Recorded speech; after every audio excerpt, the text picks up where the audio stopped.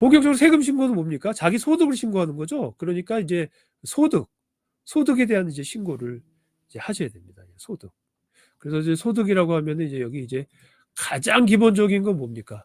근로소득, 급여소득, 요거죠. 그래서 직장에서 일을 하시는 분들, 그러면 이제 고용주가 그 T4 슬립을 줘요. T4 슬립 뭐 많이 들어보셨을 거예요. T4 슬립이 여기 이제 그 T4 텍스 슬립이죠. 예, 그래서 여기에는 이따가도 설명드릴 건데 본인의 이제 총소득 금액, 그다음에 각종 공제액이 있어요. 텍스, CPPEI 그런 것들이 이제 정리되어 있는 건데 요걸 받아다가 이제 개인 세금 신고에 이제 반영을 하시면 되는 거죠. 그래서 T4 슬립. 근데 이제 T4 슬립은 2월 달까지가 마감 기한이에요. 만약 2월 달까지 저기 고용주가 원래 CRA에다 신고도 해야 되고 또 직원들 본인이 고용하고 있는 그 인플로이 직원들에게 반드시 2월 달까지는 2월 말일이죠. 2월 말일까지는 교부할 의무가 있어요. 그 안 하면 벌금이 있거든요.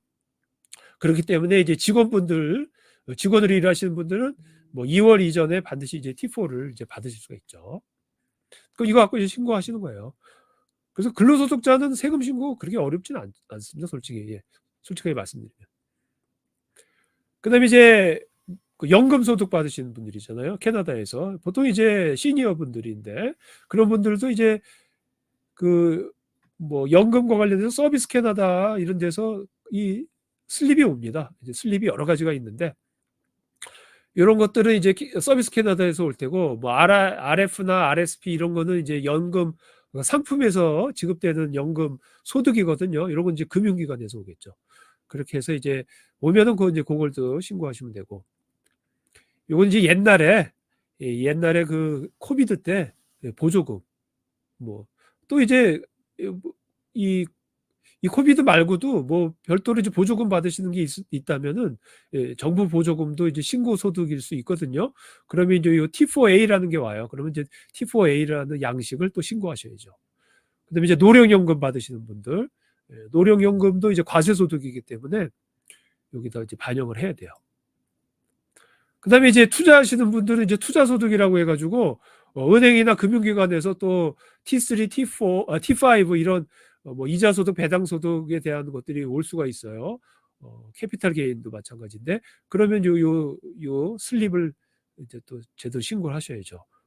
그래서 모든 소득은 이렇게 슬립이 와요. 해당 기관, 정부기관, 금융기관, 그다음에 고용주, 뭐 이런 데서 다 와요. 그러면 그거를 다 신고해야 돼요. 예를 들어서 뭐 실업 작년에 이제 실업이 아니라 뭐라 그러죠? 레이오프가 돼가지고 혹시 서비스 캐나다로부터 EI 소득이 있었다. 그러면 그것도 이제 과세 소득이거든요. 그 반드시 여기 옵니다. 그래서 T4E가 와요. 그래서 혹시 이제 EI를 받았는데 또 나중에 일을 해가지고 소득이 있잖아요. 그럼 그 EI 중에 일부가 또 환수가 돼요. 소득이 또 너무 많으면 그걸 또 뺏어가요. 뭐 그런 게 있어요. 그래서 어쨌든 이런 게 또 온다. 그러면 그대로 신고를 해야 된다. 그다음에 이제 뭐 동업을 해가지고 파트너십 소득이 있다. 그러면 이제 이런 게 발행이 돼서 이제 신고해야 되고, 그다음에 이제 뭐 산재보상금 이런 것들은 이제 그 뭐 이 보험공단 같은 데서 받을 수 있잖아요. 근데 이것도 과세소득이에요. 그렇기 때문에 과세소득은 아니다. 근데 신고도 해야 돼요. 예. 이 과세소득은 아니고 요게 아마 신고는 하되 이제 나중에 공제를 해줄 건데 어쨌든 신고 대상 소득이기 때문에 넣었다 뺐다 할 거예요. 그래서 어쨌든 요것도 이제 T5007 요거 넣어야 되고, 그다음에 이제 요 T5008 같은 것도 이제 그 주식 거래가 있으신 분들은 이제 그것이 이제 캐피탈 게인을 구성하는 그런 소득이기 때문에 이런 것도 오고, 그다음에 아까 말씀드린 것처럼 이제 혹시 부동산 처분했으면 부동산 처분에 대한 이제 계약서 이런 것들 잘 준비하셔야죠. 그래서 그런 것들이 이제 다 소득 금액을 구성할 수 있으니까 여기 보면 뭐 공통점이 뭡니까? 다 T가 있죠. T. 그래서 T자 붙은 그 T가 텍스니까 텍스 슬립을 무조건 다 모아야 돼요. 컬렉션 해야 돼요. 뭐든지 뭐 다양한 소득이 있을 수 있으니까 전부 다 그 T 슬립을 모아가지고 이제 세금 신고에 반드시 반영해야겠죠. 예, 요거 이걸 다 모아야 된다. T자 붙은 건 다 모아야 된다. 그걸 말씀드리고 싶고요. 그게 이제 소득 금액이고, 그다음에 이제 많은 분, 그다음에 이제 이 소득 금액과 관련된 좀 뭐 요번에 이제 이민 오신 분들 있어서 제가 좀 참고로, 요게 이제 보통 원래 급여를 받으시면 반드시 급여 페이스톱이라는 걸 받으셔야 돼요. 이것의 이름이 이제 스테이트먼트 어닝스 앤 디덕션이라고 해가지고 소득 및 공제액에 대한 뭐 명세서다. 그래서 이제 보통 이제 페이스톱이라고도 해요. 그래서 이런 걸 반드시 받으셔야 됩니다. 그래서 페이스톱하고 그 수표하고 같이 받으셔야죠. 그래서 이 페이스톱을 보면은 좀 확대할까요? 안 보이나?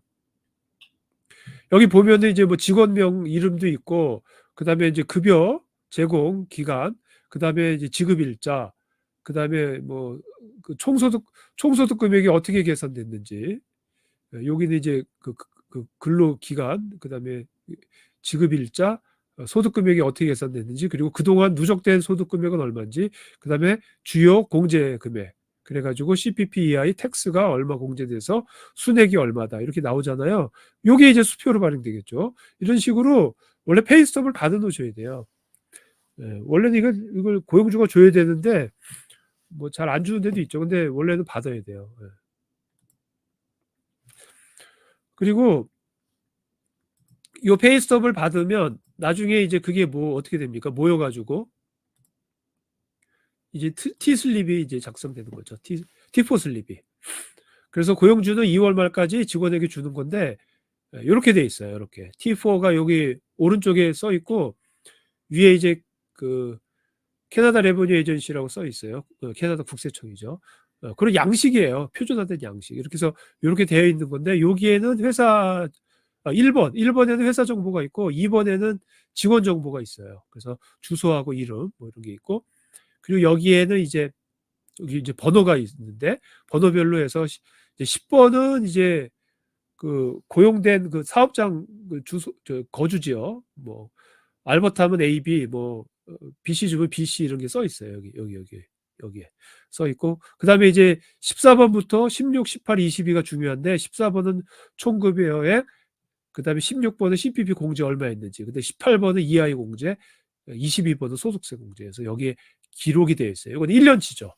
모든 세금은 캘린더 기준이에요. 달력 기준. 그래서 1월 1일부터 12월 31일을 하나의 과세 기간으로 해서 끊어가지고 이 T4를 만들도록 돼 있어요. 그래서 이 T4는 1월 1일부터 12월 31일까지 수령한 급여에 대한 정보이고, 이 T4를 받아야 세금 신고를 할 수 있는 거죠. 예.